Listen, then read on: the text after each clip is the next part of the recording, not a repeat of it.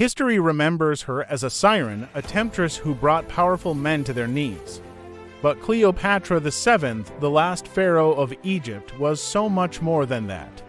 She was a brilliant political strategist, a linguist who spoke 9 languages, and a ruler who fought desperately to save her kingdom from the clutches of Rome.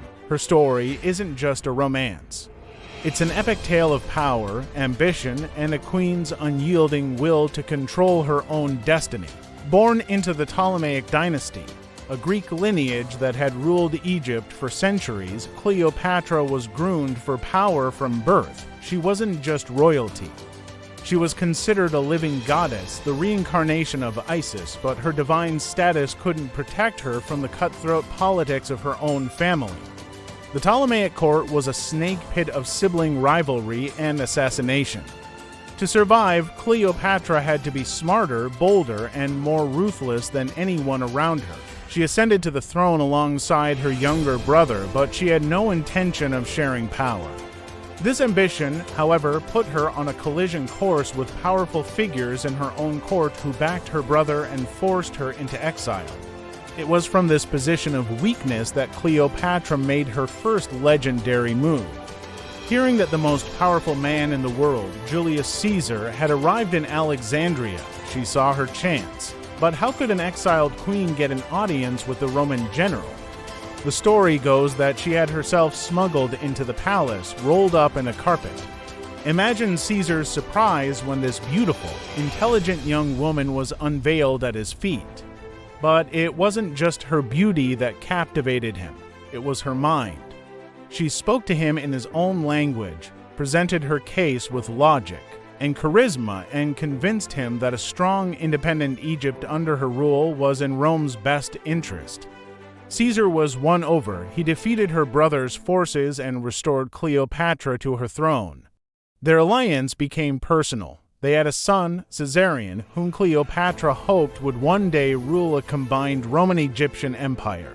For a time, it seemed possible. She lived in Rome as Caesar's guest, a dazzling and somewhat scandalous figure in the heart of the Republic.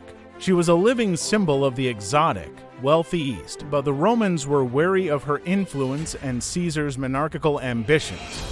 Their fears culminated in Caesar's assassination on the Ides of March. 44 BC, with his death, Cleopatra's Roman dream shattered.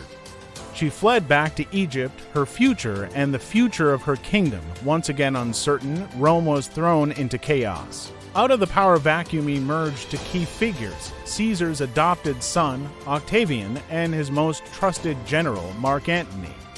They initially formed an alliance to hunt down Caesar's assassins, but everyone knew they were rivals for ultimate power. Antony took control of the eastern provinces, which brought him to Cleopatra's doorstep. He summoned her to Tarsus to answer for her supposed support of his enemies. But Cleopatra was no longer the young queen who had to be smuggled in a carpet.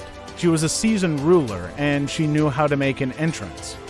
She sailed up the river Kidnus on a magnificent golden barge with purple sails, dressed as the goddess Venus, surrounded by attendants.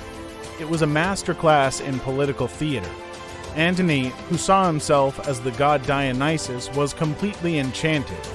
Their meeting wasn't just a political negotiation.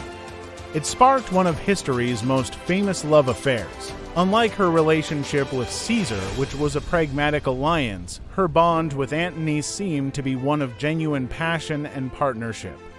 They spent the winter together in Alexandria, feasting and enjoying a life of legendary luxury. Their partnership was both personal and political.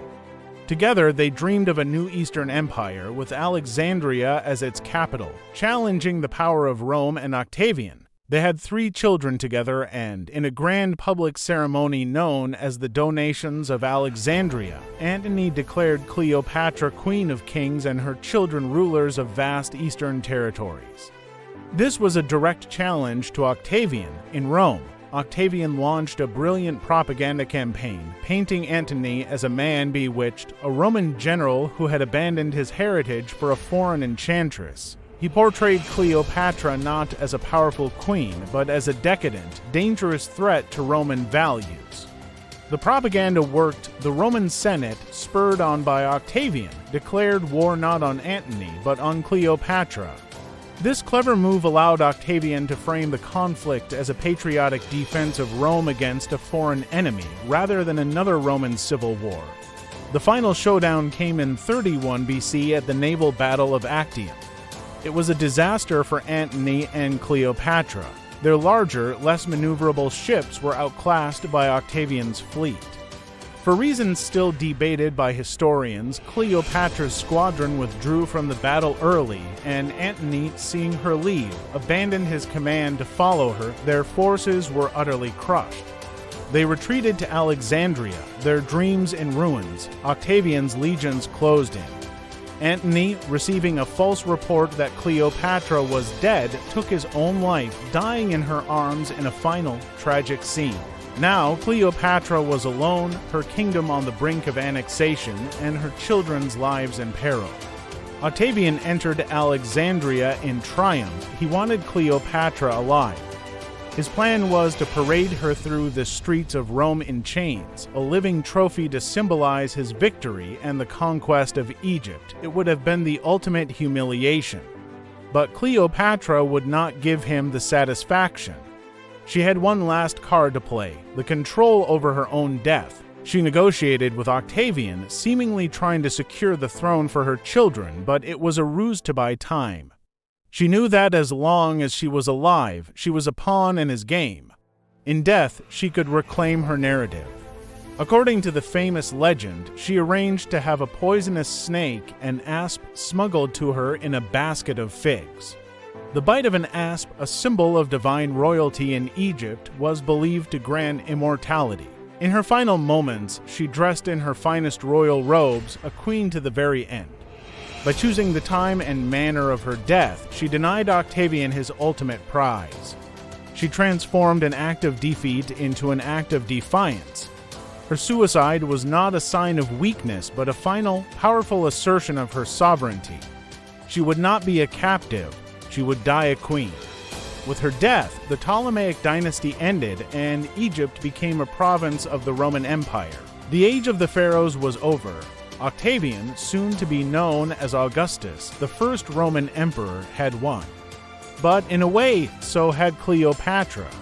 She has fascinated the world for over 2,000 years, not as Octavian's captive, but as the brilliant, defiant, and legendary last queen of Egypt. Her story reminds us that history is written by the victors. But sometimes, the vanquished leave behind a legend so powerful, it outshines the victory itself. Thank you so much for watching.